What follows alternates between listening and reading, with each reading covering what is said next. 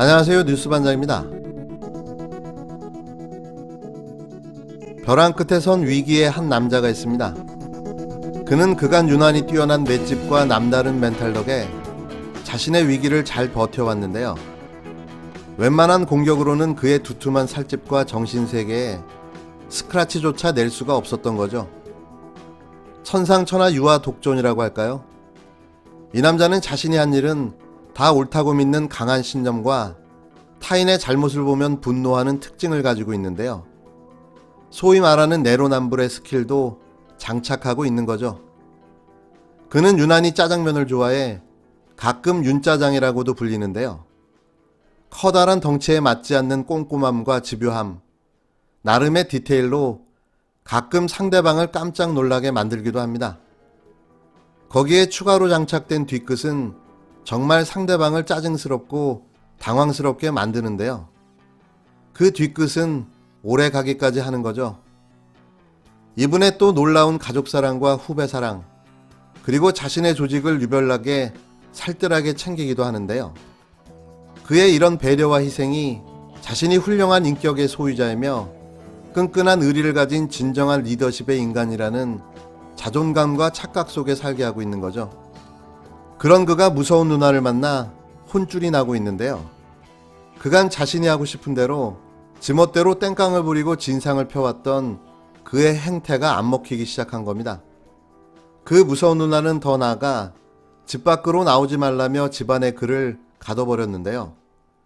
방 안에 갇힌 그는 불안과 공포에 사로잡혀 자신에게 닥칠 일에 대해 노심초사하며 식은땀을 흘리기 시작했습니다. 하지만 그럼에도 그는 잘리면 잘렸지 자진해서 나갈 생각이 없다는 입장을 거듭해서 밝히고 있는데요. 고래 힘줄보다 질기디 질긴 그의 마지막 몸부림, 과연 얼마나 갈 수 있을까요? 19일까지 벌어진 무소불위 대한민국 검찰청장 윤석열에 관한 이야기인데요. 이제 그 끝이 다가오고 있습니다. 물론 무서운 누나 추미애 법무부 장관을 만났기 때문인데요. 자업자득, 인과응보, 사필규정, 뿌린 대로 걷어들이는 시간이 온 거죠. 추미애 장관이 헌정사상 세 번째 수사지휘권을 발동했습니다. 세 번 모두 추 장관이 윤 청장에게 발동한 수사지휘권이라는 점에서 헌정사상 또 하나의 전무후무한 기록으로 남을 듯한데요. 19일 오후 전격 단행된 추미애 법무부 장관의 수사지휘권 발동은 사실상 윤석열 검찰청장의 퇴진을 요구하는 최후의 통첩인 겁니다. 라임 로비 의혹 사건 및 검찰청장 가족과 주변 사건 관련 지휘라는 제목의 수사지휘 공문을 윤 청장 앞으로 보냈는데요. 지난 6월 이른바 검은유착 사건으로 불렸던 채널A 강요 미수 의혹 사건 이후 4개월 만에 다시 뽑아든 수사지휘 공문서에는 이번 사건의 발단이 됐던 라임 사건 관련 내용보다 윤 청장 자신과 가족 관련 의혹들이 빼곡하게 적시되어 있습니다.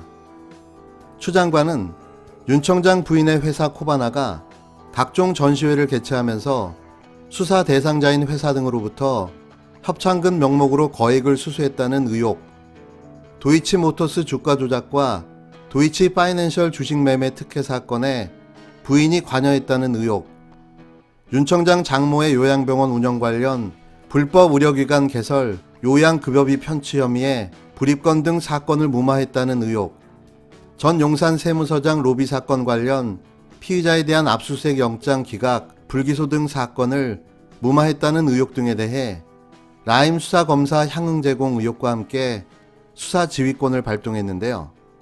이어 윤 청장 가족과 관련해 여러 건의 고소고발이 제기돼 수사 중에 있음에도 장기간 사건의 실체와 진상에 대한 규명이 이루어지지 않아 많은 국민들이 수사의 공정성에 우려를 표명하고 있는 상황이라며 해당 사건들에 대한 수사지휘권 발동 이유를 밝혔습니다. 지난 16일 라임 자산 운영 의혹 핵심 관계자인 김봉현 전 스타모빌리티 회장이 전현직 검사들에게 고가의 향응을 제공하고 야권 정치인에게 수억 원의 금품을 제공했다고 폭로하자 즉각 비위 의혹 검사들에 대한 감찰 착수를 명령한 추 장관은 18일 관련 의혹에 대한 수사가 제대로 이루어지지 않았다며 수사 지휘권 발동을 예고한 상태였는데요. 하지만 추 장관이 윤 청장과 그 가족들에 대한 의혹들에 대해서도 무더기로 수사지휘권을 발동할 것이라고 예상한 이들은 거의 없었습니다. 추 장관이 이날 거론한 4건의 의혹들 모두 윤 청장의 인사청문회에서 야당 의원들이 강력하게 추궁한 반면 여당인 더불어민주당 의원들이 적극 변호했던 사안들인데요. 추 장관의 헌정사상 3번째 수사지휘권 발동이 라임 의혹 규명보다 윤 청장의 거취에 맞춰져 있다는 지적이 나오는 이유입니다. 현직 검찰청장의 수사지휘 권한을 배제했을 뿐만 아니라 청장과 가족들에게 제기된 의혹들을 모두 거론하면서 청장이 갖춰야 할 윤리적 정당성에도 의문을 제기한 셈인데요. 하지만 그것뿐만은 아니죠. 사건을 차일피일 미루며 시간 끌기로 질질 끌고 있는 윤 청장 일가 사건에 대한 진실 규명을 위해 더 이상의 청장의 외압 없이 온전히 실체를 밝히려는 의도인 거죠. 추 장관의 거친 압박에 윤 청장은 전형적인 답변으로 일관하며 간접적으로 사퇴 불가 의사를 분명히 했는데요. 예상했던 대로입니다. 지금 그가 사퇴한다면 자신이 보호하고 있는 모든 관련자들이 줄 소환당하며 법정에 서게 될 텐데요. 끝까지 버티는 게 그의 전략인 겁니다. 대검찰청은 추 장관의 수사지휘권 발동에 오늘 법무부 조치에 의해 청장은 더 이상 라임 사건의 수사를 지휘할 수 없게 됐다며 수사팀은 검찰의 책무를 엄중히 인식하고 대규모 펀드 사기를 저지른 세력과 이를 비호하는 세력 모두를 철저히 단죄함으로써 피해자들의 눈물을 닦아주고 국민의 기대에 부응하기 바란다는 입장을 밝혔습니다.